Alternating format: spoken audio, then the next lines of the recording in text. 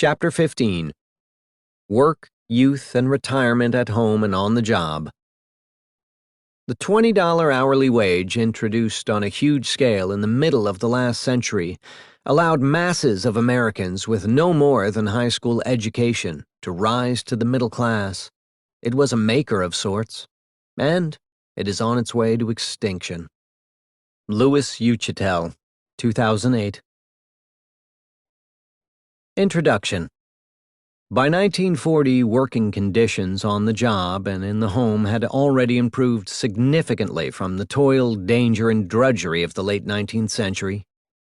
Most of the exodus from the farm to the city had already occurred.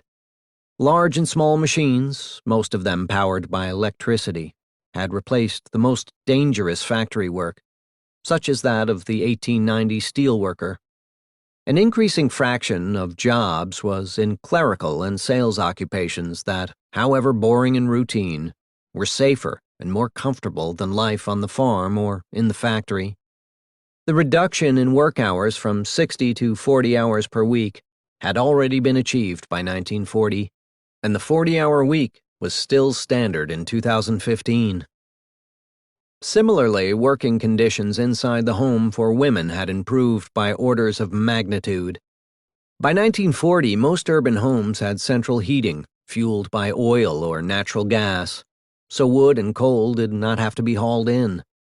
Clean running water had replaced the need for the housewife to carry pails of water into the home for laundry, cooking, and bathing.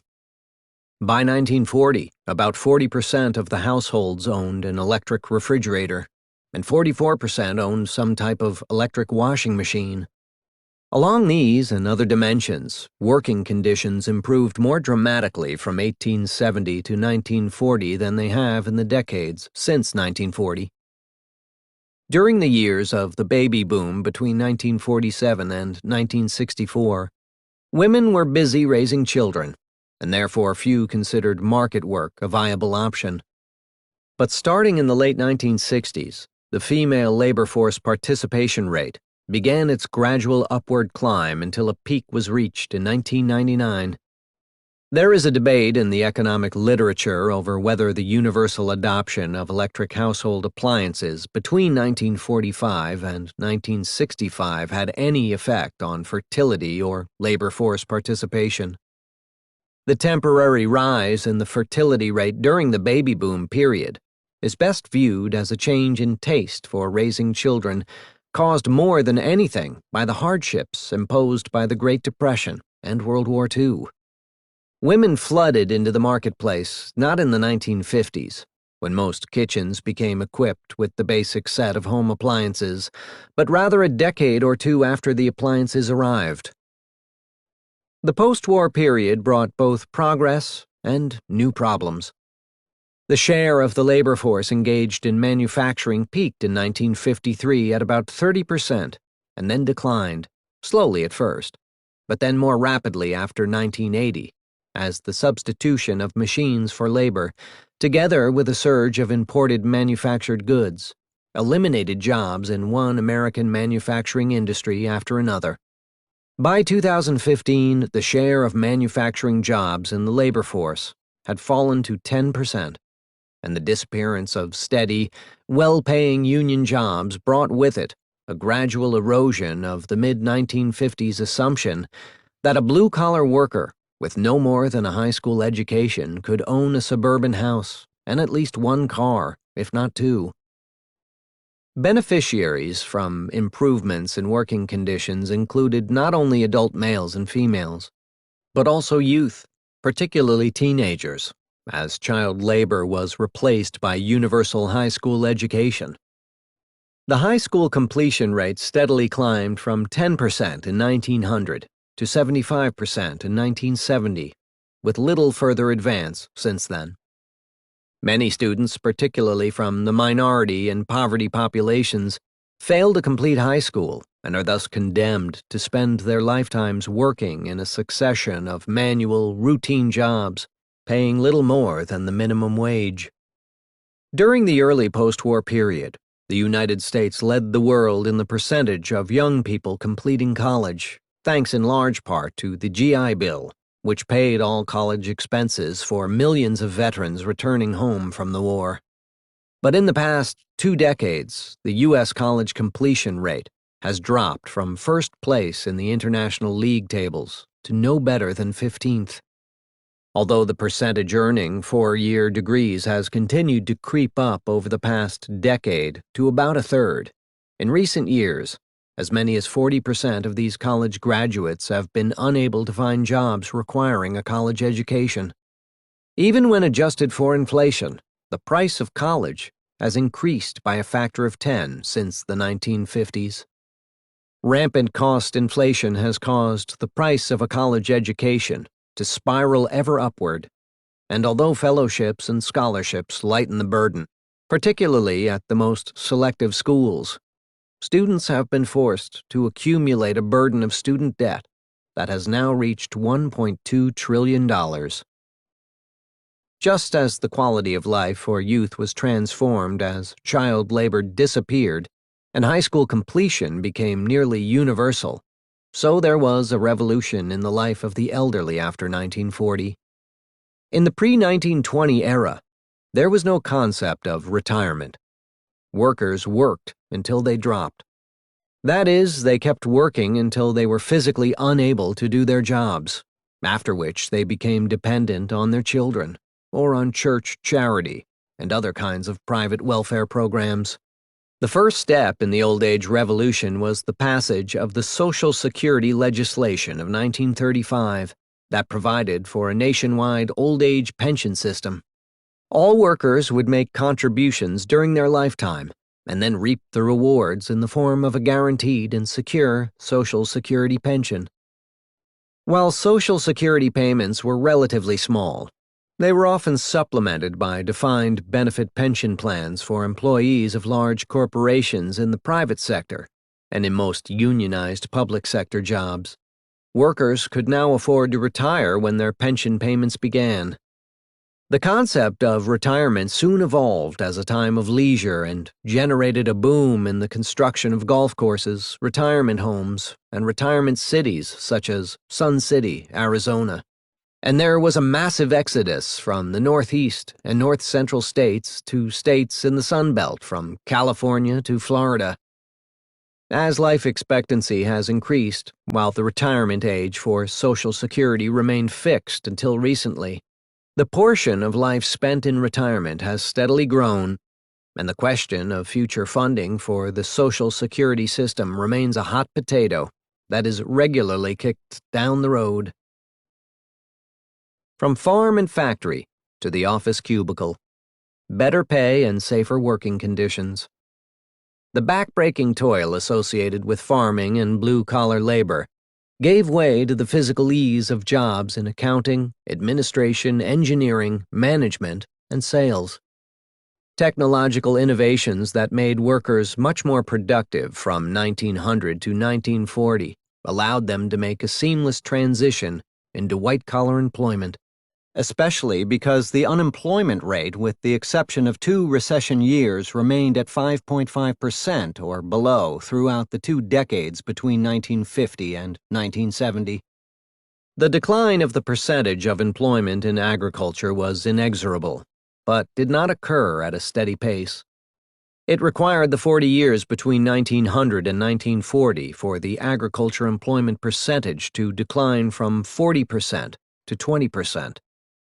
Progress since 1940 is displayed in Figure 15.1, which shows that the percentage declined by half, from 20% to 10% by 1953, by another half, from 10% to 5% by 1967, and eventually to a low plateau of 2% during 2000 to 2013.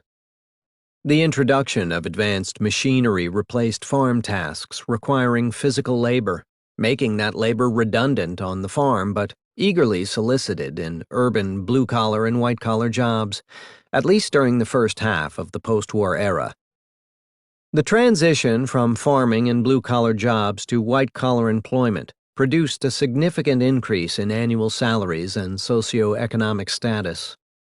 The rise in income levels was a major factor in the historic expansion of the middle class and its standard of living through the latter half of the 20th century.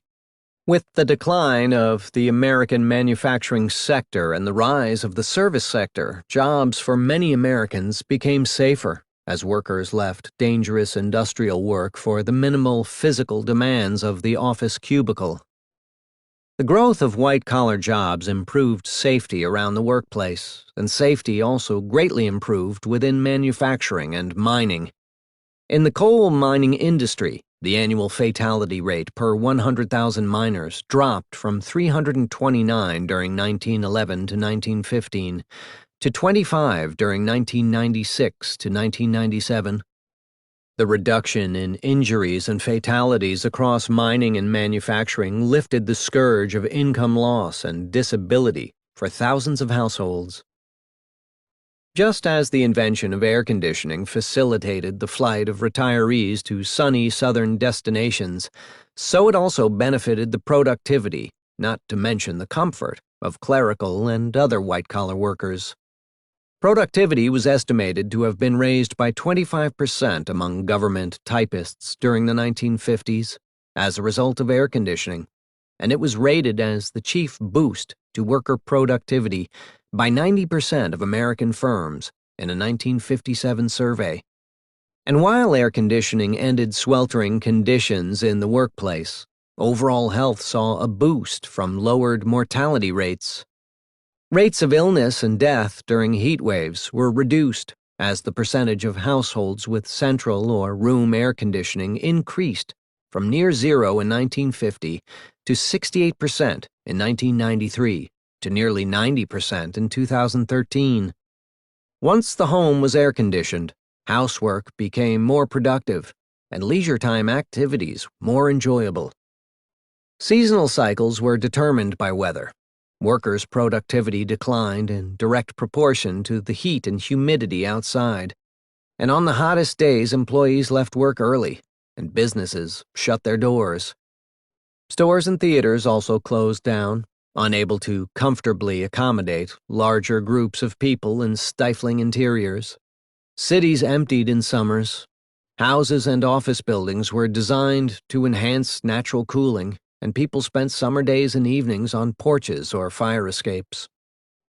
Along with indoor plumbing, electricity, household telephones, and a host of other late 19th and early 20th century inventions, the air conditioner is an iconic example of the impact of technology on the American standard of living. Because most indoor jobs benefited from air conditioning by 1970, that single invention may help to explain why the growth rates of labor productivity and total factor productivity were so much higher before 1970 than after that date. Unprecedented growth in real wages in the 1950s and 1960s enabled families that had a high school graduate as the head of household to move into the rapidly spreading suburbs. The expanding middle class had in it two distinct kinds of workers, white-collar and blue-collar.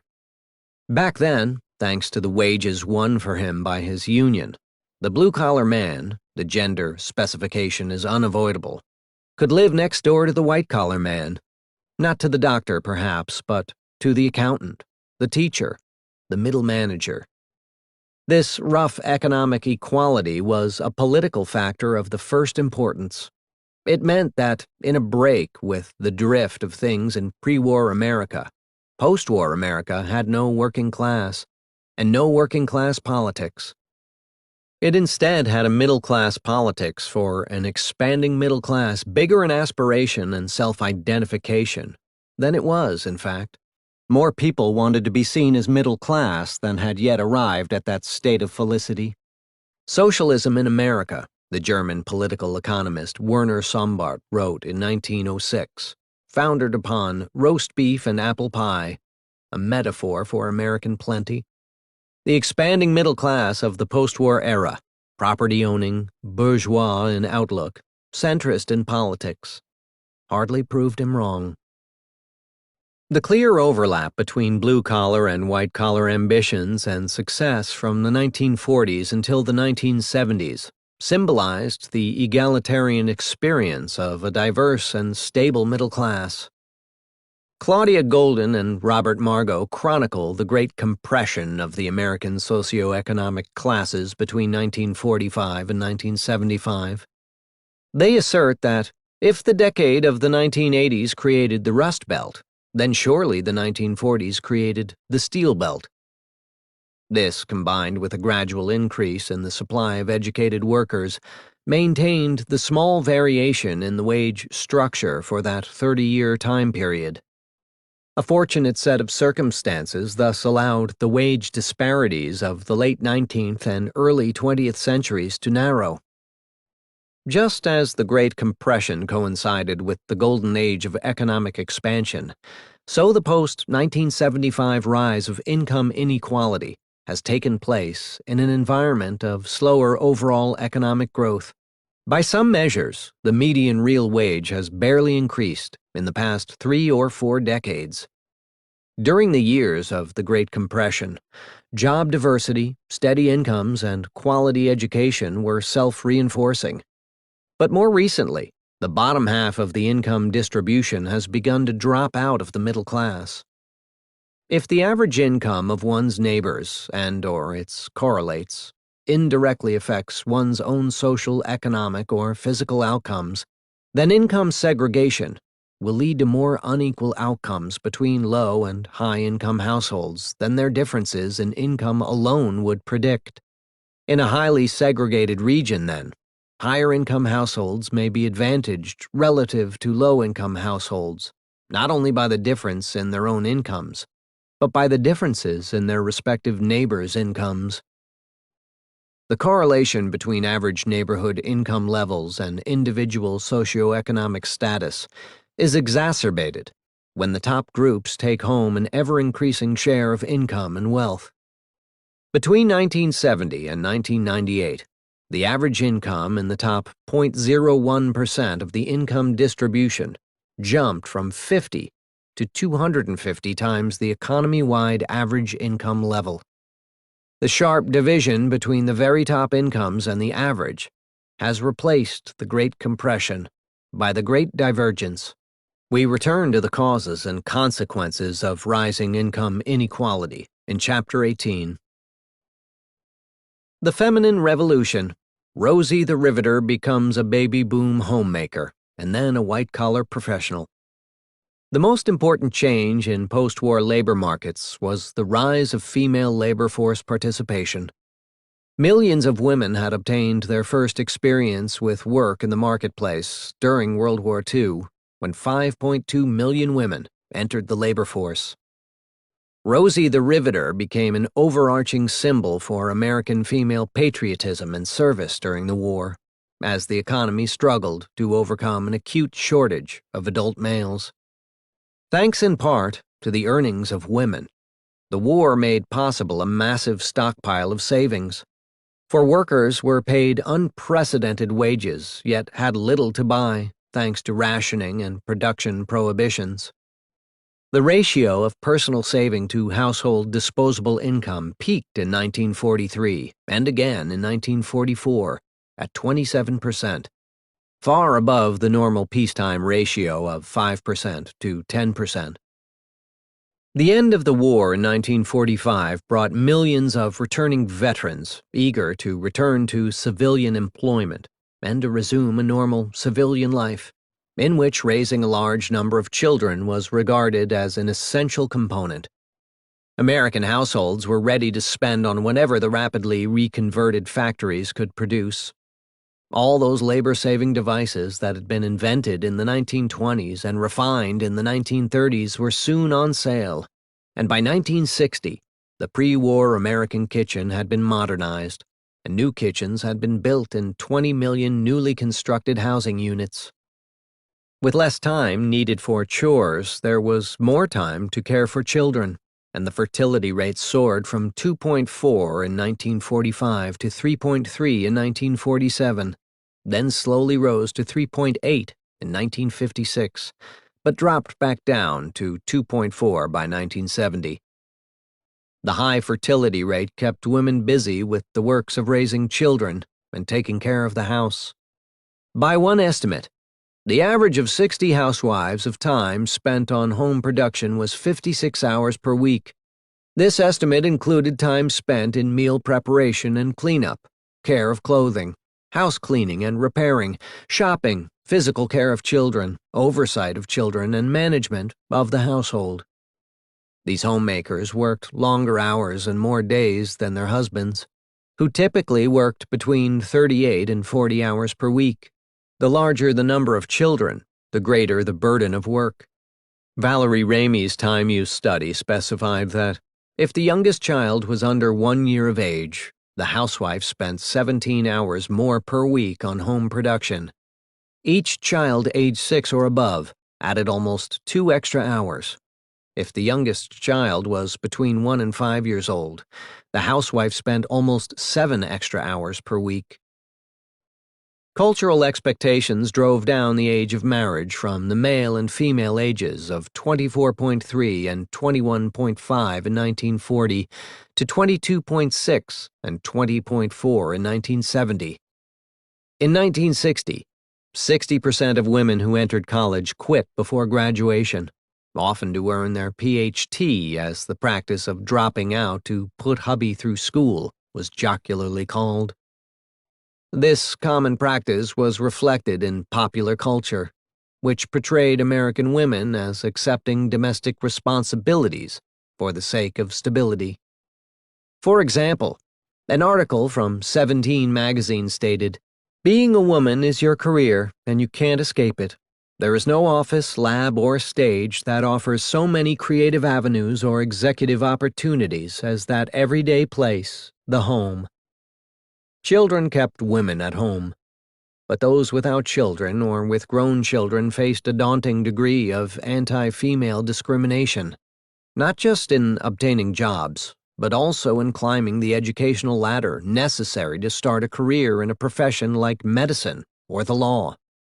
There is no better example than Sandra Day O'Connor, who later became a Supreme Court justice, but upon graduation from Stanford Law School, was turned down for interviews by 40 law firms and initially managed to obtain work only as a legal secretary. Women were vigorously discouraged from seeking jobs that men might have wanted. "Hell yes, we have a quota," said a medical school dean in 1961. "Yes, it's a small one. We do keep women out when we can. We don't want them here. And they don't want them elsewhere either, whether or not they'll admit it." In 1960, women accounted for 6% of American doctors, 3% of lawyers, and less than 1% of engineers. Although more than half of federal government employees were women, they made up 1.4% of civil service workers in the top 4 pay grades. Starting in the mid-1960s, the end of the baby boom resulted in a prolonged period of growth in female labor force participation, as shown in Figure 15.2. Despite the baby boom, the labor force participation rate, LFPR, for prime age females aged 25 to 54, had already inched up from 34.9% in 1948 to 44.5% in 1964. Then began the period of most rapid growth to 69.6% in 1985, and then to a peak of 76.8% in 1999, followed by a slow decline to 73.9% in 2014. Also shown in Figure 15.2 is the contrast between the male and female LFPR. After a period of stability between 1948 and 1964, the prime-age male LFPR began to decline very slowly, from 96.8% in 1964 to 93.9% in 1984, 91.7% in 1999, and 82.2% in 2014. The difference in the male and female rates narrowed rapidly until 1999, and then remained stable.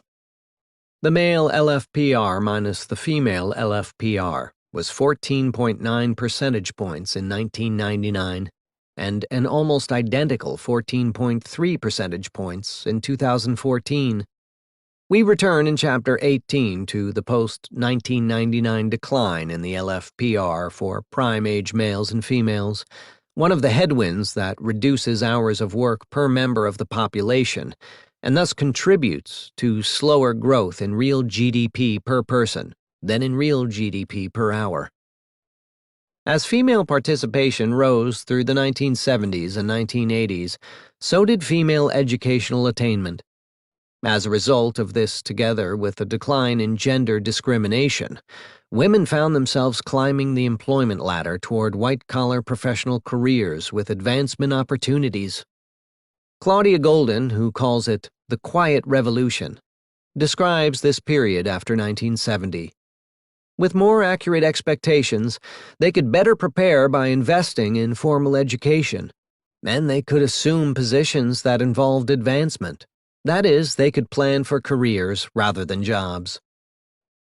Women began to become accepted as career-track professionals whose progress went far beyond the traditional pink-collar occupations. In 1960, 94% of doctors were white men, as were 96% of lawyers and 86% of managers. By 2008, these numbers had fallen to 63%, 61%, and 57% respectively. The new environment was described in the early 1990s by Shirley Bigley, then a vice president of Citibank. It was right in my vintage when the numbers of women dramatically started to change. My law school class was about 40% female, and it never occurred to me when I was younger that I wasn't going to go to college and professional school. For the first time, the 1990 census shows women outnumbered men in Maryland in professional specialty occupations. A U.S. Census Bureau category that includes everything from doctors, lawyers, and scientists to teachers, nurses, and librarians. By 1970, cultural norms had changed enough to make labor market participation for women acceptable even if they had children still living at home. The labor force participation rate of mothers whose youngest child was between ages 6 and 17 rose from 54.9% in 1975 to 69.9% in 1985 and to 76.4% in 1995. Similar increases were observed even for women with the youngest child younger than age 6. In some cases, very successful mothers pursued their careers while their husbands stayed at home with the children. 7 of the 18 women who are currently CEOs of Fortune 500 companies, including Xerox's Ursula Burns, PepsiCo's Indra Nooyi, and WellPoint's Angela Braly, have or at some point have had a stay-at-home husband. So do scores of female CEOs of smaller companies and women in other senior executive jobs. Others, like IBM's new CEO, Ginni Rometty, have spouses who dialed back their careers to become their powerful wives' chief domestic officer. Although the gender gap has not disappeared, since 1970, there has been substantial progress toward wage equality. As shown in Figure 15.3, the percentage of annual median female wages to male wages jumped from 58.8% in 1975 to 71.6% in 1990 and 77.4% in 2010. The ratio for weekly earnings was an even higher 81%. The less favorable ratio for annual earnings reflects the smaller number of weeks per year worked by women compared to men. In recent years, faster progress for women has been accompanied by slower progress for men. Women aged 30 or younger make more money on average than their male counterparts, with the exception in the 3 largest U.S. cities. What's more, 3 men lost their jobs for every woman during the recent recession. Much of this is a result of male domination of blue-collar industries versus female dominance in white-collar work. Males constitute 87% of workers in manufacturing and 71% in construction. The combination of the rising share of women working in the professions together with the dominance of male employment in declining industries, implies that many women have been able to surpass men in terms of job stability and advancement. However, there remains the fact that of 2010, the median female-male ratio of annual earnings was still only 77%, even though the percentage of women completing college has exceeded that of men for more than 3 decades. As pointed out by Golden 2014, the fraction of the gender wage gap that can be explained by identifiable characteristics decreased over time as human capital investments between men and women converged. Differences in years of education narrowed. In consequence, the residual portion of the gap rose relative to the explained portion. Golden's analysis of the residual gap distinguishes two different sources of gender-related wage differences, those between occupations and those within occupations. Despite the increased professionalization of female occupational choices, the occupational composition of women is still quite different than men, particularly when skilled pink-collar occupations are compared with skilled blue-collar occupations. For instance, virtually all midwives are female, and virtually all cement contractors are male. Golden concludes that these occupational choices explain only about a third of the residual gender wage gap, leaving the remaining 2/3 to be explained within occupations. Golden's analysis of within-occupation wage differences centers on the age profile, which shows that something happens that decreases women's earnings relative to those of men as they age. Stated another way, the positively sloped age profile of male wages is steeper than female wages. For women born around 1963, the earnings gap is 10% for the age group 25 to 30 and widens to 35% for the age group 45 to 50. This age-related gender gap differs greatly across occupations. Among business executives and lawyers in particular, long hours are rewarded with a disproportionate increase in pay, and there is a large penalty for the time flexibility that women need around periods of childbirth. The key ingredient in these occupations is that there is low substitutability between one employee and another in a task to be done. A particular person must be available all the time to take responsibility. In Golden's characterization, not all positions can be changed. There will always be 24/7 positions with on-call all-the-time employees and managers, including many CEOs, trial lawyers, merger and acquisition bankers, surgeons, and the U.S. Secretary of State. At another extreme are occupations in which one employee can easily substitute for another. For instance, pharmacists have pay that is more linear in working hours and suffer virtually no penalty for part-time employment. Other occupations that offer time flexibility without a penalty or with only a small penalty include physicians, dentists, optometrists, and veterinarians. Long-term trends have shifted pharmacy employment from small proprietor-owned drugstores and single-doctor medical practices to large chain drugstores and medical group practices, and these larger groups make individuals less indispensable and more substitutable with their peers. University Bound: The Growth, Benefits, and Rising Costs of College Education. The occupational shift of Americans away from farm and blue-collar manual work to white-collar, managerial, and professional jobs both caused an increased demand for higher education and was made possible by the growing supply of college-educated people. Figure 15.4 shows two different series for college completion, one for people aged 25 to 29 and the other for all those older than 25. The latter series is higher, reflecting college completion by those aged 30 or older, many of them veterans of World War II, the Korean War, or the Vietnam War. The percentage for those aged 25 to 29 is a better yardstick of college completion for the general population and exhibits an increase from 5% in 1940 to 10% by 1966 to 20% in 1990, and then to 32% in 2013. Along with the overall increase in college attainment has come the rise of the female percentage of total enrollment and the decline in the male percentage. As shown in Figure 15.5, the male-to-female percentage was noticeably skewed by the absence of males during World War II, followed by the bulge in the male percentage to 72% in 1949 to 50, the peak years of impact of the GI Bill. There was a smaller post-Korea bulge in the mid-1950s, then a steady decline until the male percentage fell below 50% in 1978. In 2013, the most recent year plotted in Figure 15.5, the female-male split was 58 to 42.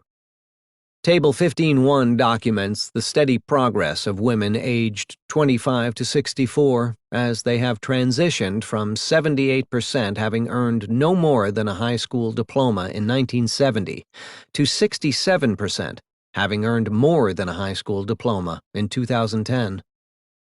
The percentage of women in this age group who have a 4-year college degree has advanced at a steady pace of 6 percentage points per decade from 1970 to 2010. Problems with American post-secondary education extend beyond the decline in the male percentage of college graduates. The first of these is the rising real cost of college education and the limited job opportunities available to 4-year college graduates since the financial crisis of 2008-09. Student loan debt reached more than $1 trillion in 2014, an amount greater than either outstanding credit card or automobile loan debt. And student debt must be repaid, regardless of whether the graduate obtains a job in an occupation requiring a college degree or not. A non-trivial number of college graduates emerged from college burdened with debt, yet able only to find menial jobs driving taxis or working as baristas at Starbucks. Many graduates were forced to move back in with their parents, thus delaying the normal timing of household creation, marriage, and children. The stagnation of American educational attainment is best measured by the diminishing pace of improvement for those cohorts 25 years apart. The real advance came between those born in 1925, now aged 90, who received on average 10.9 years of schooling, and those baby boomers born in 1950, now aged 65, who received 13.2 years. Jump ahead another 25 years to those born in 1975, now aged 40, and attainment crept up only from 13.2 to 13.9 years. The slowing advance of educational attainment is one of the underlying causes of the slowing rate of productivity growth since 1970. Despite the inability of some college graduates to find jobs requiring a college education, nevertheless, college graduates experience a more favorable labor market outcome than their peers who fail to graduate from a 4-year college. Figure 15.6 shows that since 1992, the unemployment rate of 4-year college graduates has consistently been roughly half that of high school graduates. Those who have attended college but have failed to obtain a 4-year college degree have unemployment rates closer to those of high school graduates than to those of 4-year college graduates. Although this might make college appear to be a good investment for everyone, the average outcome for all 4-year college graduates disguises a high variance across occupations and college majors. An engineering graduate is almost sure to have a low unemployment rate, whereas a graduate in English, art history, or music does not have the same probability of employment in a job requiring a college education.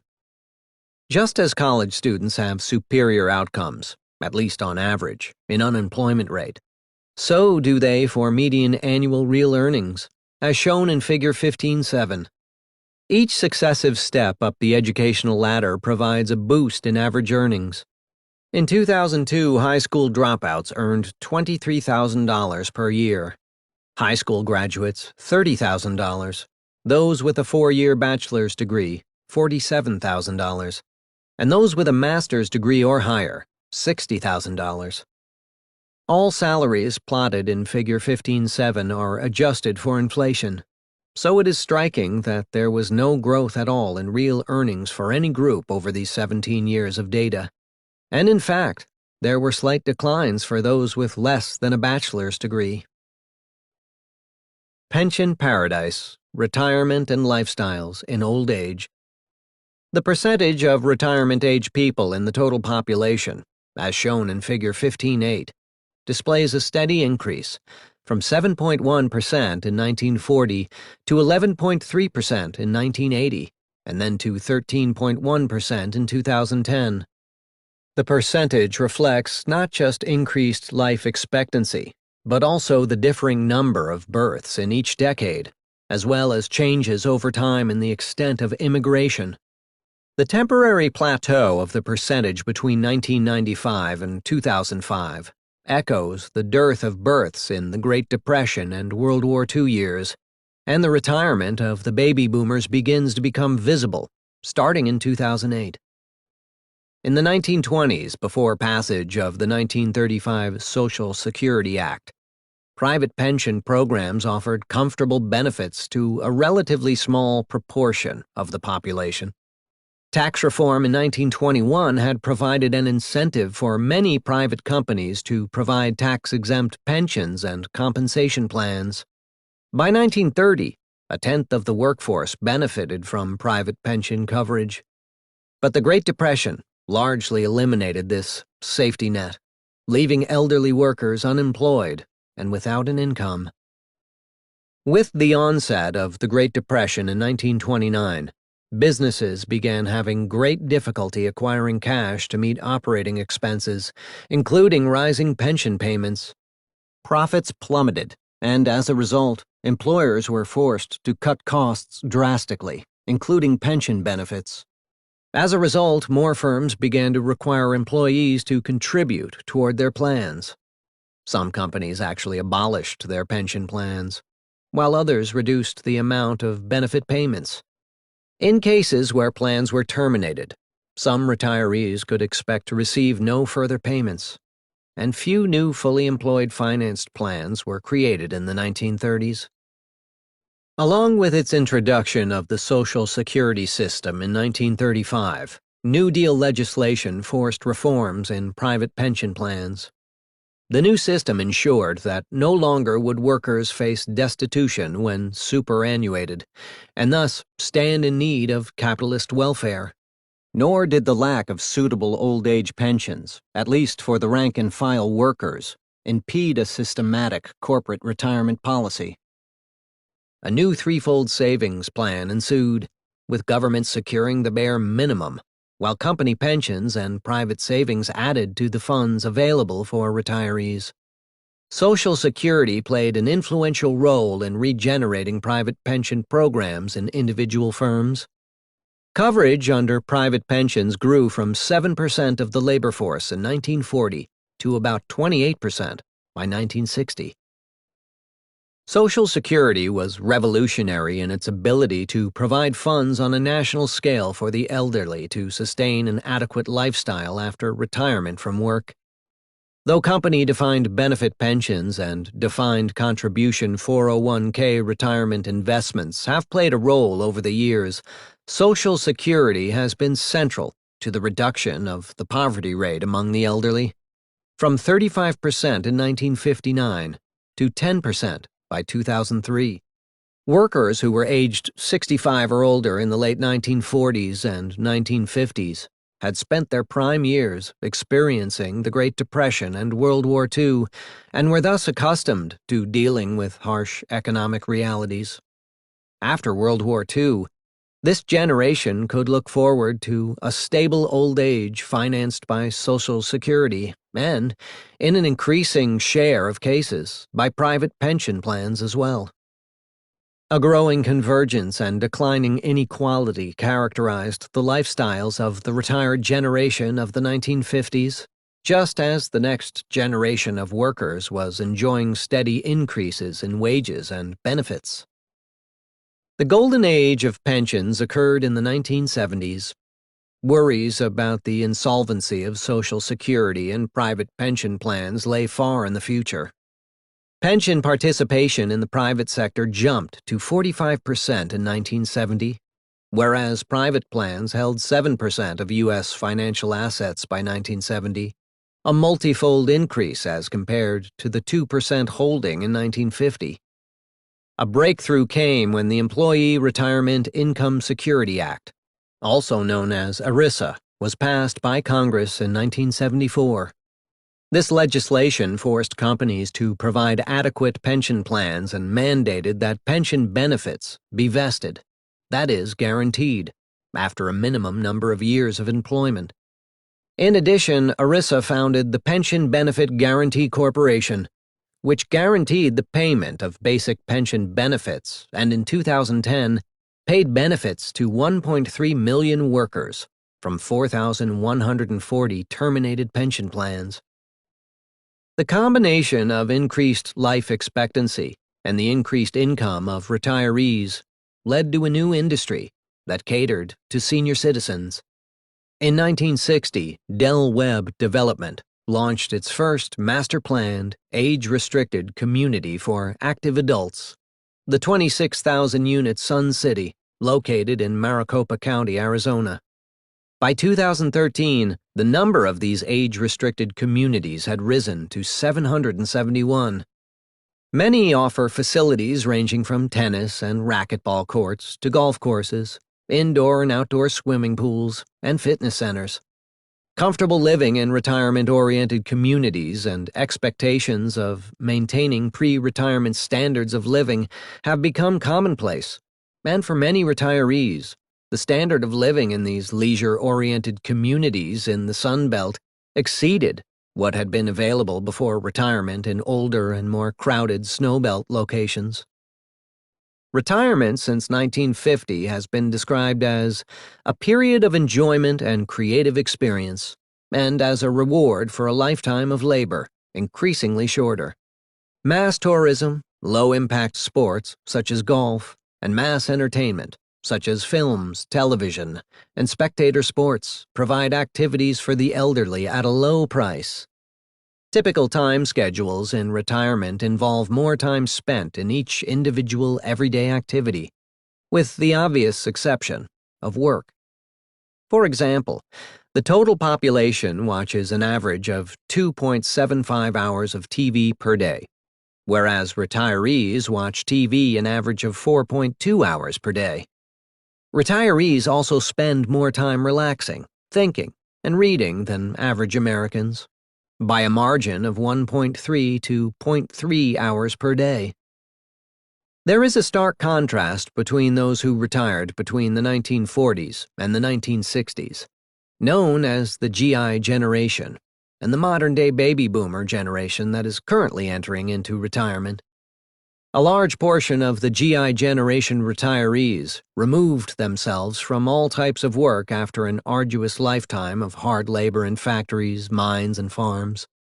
With the white-collar revolution of American jobs and the extension of life expectancy, many baby boomers are choosing to work full-time beyond age 65. Progressive growth of the elderly population has led to increased concerns over the financial sustainability of retirement.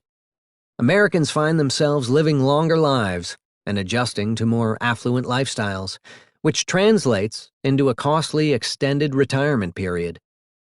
The need for more financial resources has come into conflict with the gradual replacement by firms of defined benefit pension plans with defined contribution plans. The latter impose on the retiree the risk of financial market fluctuations. Though Medicare provides protection against catastrophic illness and hospital costs, most Medicare supplement plans involve high co-payments that will increase as a burden on elderly budgets if the relative price of medical care continues to increase. When it was enacted in 1965 as part of the Great Society social welfare programs, Medicare contributed to the golden age of retirement in the 1970s by supporting the medical costs of the retired population. The problem for Medicare, which showed early signs of weakness in the 1980s and has since been further exposed, is that it relies on public taxpayer funding to foot most, but not all, medical bills. The aging of the population will drive up the costs of Medicare for the foreseeable future. Between 2012 and 2037, it is estimated the number of Medicare beneficiaries who will enroll in the program will grow by 36%, or 18 million people. And Medicare spending as a percentage of GDP is projected to increase from 3% to 5% of GDP. Each day, 10,000 baby boomers retire and begin receiving Medicare and Social Security benefits.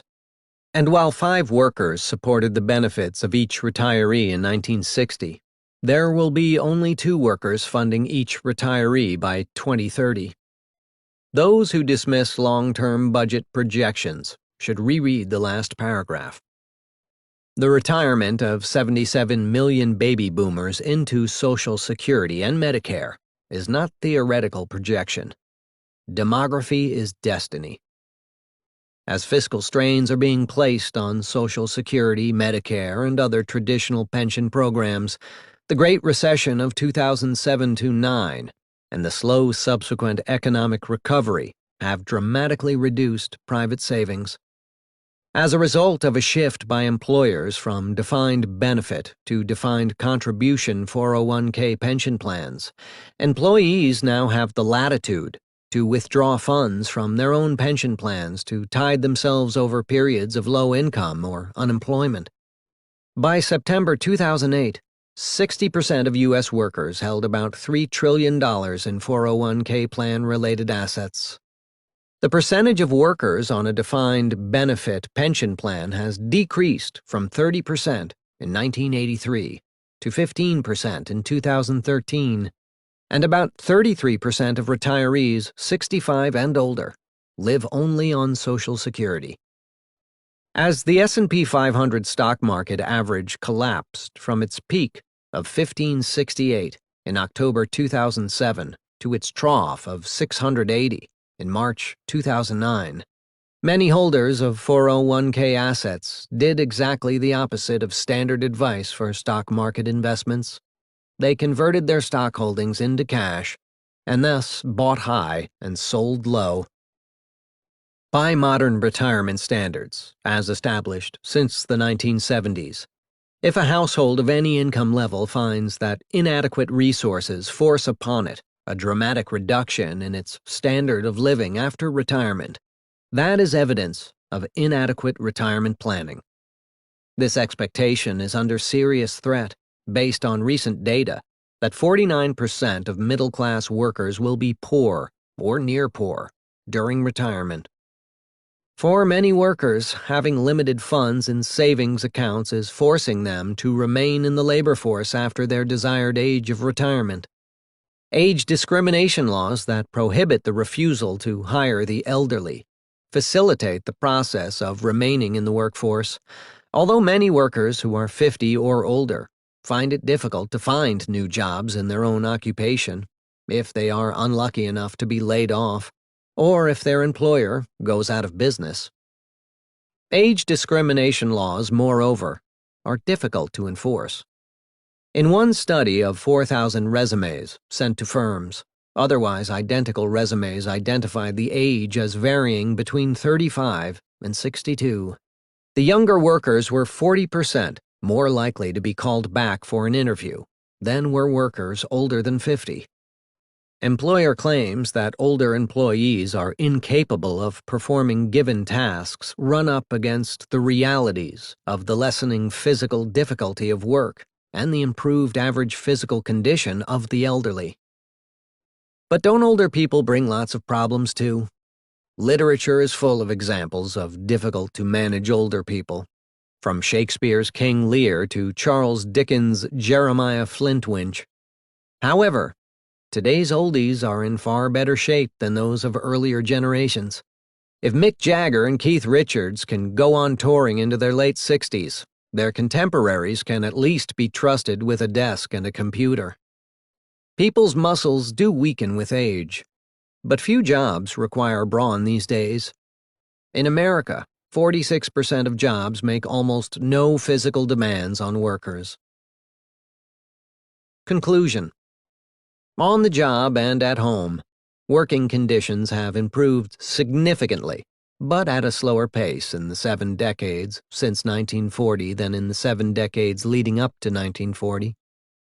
Changes between 1940 and 1970 continued the trends of safer, less physically demanding work that began at the turn of the 20th century. Workers no longer found themselves stuck in the toil of back-breaking work on the farm, in the mine, or in the factory, that often pushed them to their physical limits. Already by 1940, the average work week had leveled off at around 40 hours, down from 60 hours per week in 1900. The period between 1940 and 1970 witnessed the white-collar transition toward stable, upwardly mobile careers. The improvements in workplace safety, in part brought by the shift away from blue-collar jobs, assisted toward this end by lengthening the span of the working life and the long-term earning power of most workers. The period between 1940 and 1970 also witnessed the most rapid improvement in working conditions of housewives at home. For the transition from household drudgery, manual laundry work, and the hauling of fuel and water was largely complete as the major household appliances became nearly universal by 1970. Though the change in working conditions on the job and at home improved more rapidly during 1940 to 70 than thereafter, the chronology was different for the marked change in the role of females in the workplace and in society. Only after the mid-1960s did the fertility rate decline from the baby boom years, allowing women to shift from home to market work as the chosen use of their time.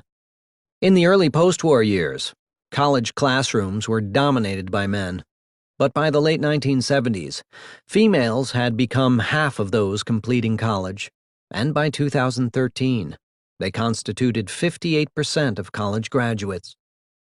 As women increasingly earned college degrees, they began to gain a fair share of advanced professional degrees, particularly in medicine, but also in law and business.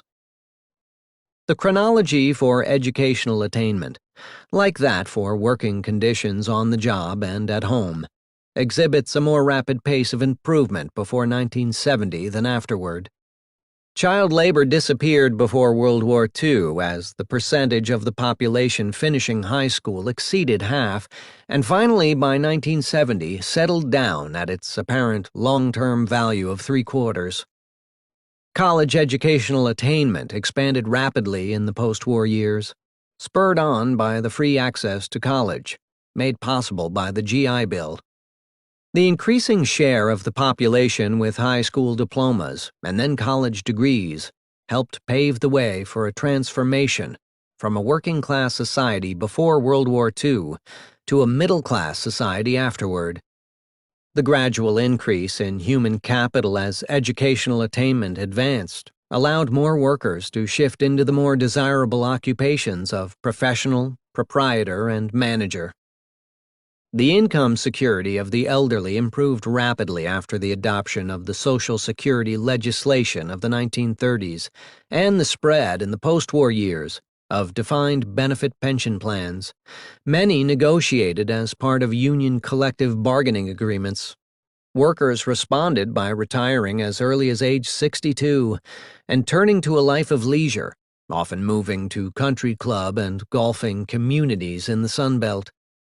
As life expectancy increased, the length of the retirement years stretched to 20 years and beyond, raising concerns about the financial viability of the system. Indeed, after the 1980s, firms increasingly closed defined benefit pension plans and replaced them with 401k defined contribution plans, that were vulnerable to the naivete of retired workers about investments, and also to early withdrawals by workers suffering from temporary unemployment or loss of a job by a spouse. Two of the topics treated in this chapter identify potent sources of economic growth that are in the process of becoming weaker. The great transition of women from home to market work, together with the lessening of discrimination against the black population, has created a better allocation of talent and investment in human capital. One research study has estimated that this shift may have accounted for as much as 15% or 20% of U.S. economic growth during the period 1960 to 1990, but is clearly becoming less important as the female labor force participation rate has declined since 2000, and as wage gaps between white men and black men have reached a steady plateau since 1990. The other source of slowing growth is the diminishing rate of increase of educational attainment. The percentage of the population completing high school reached a plateau long ago in 1970. And although the percentage obtaining a 4-year college degree has continued to increase slowly, a relatively large share of recent college graduates has been unable to obtain a job requiring a college education.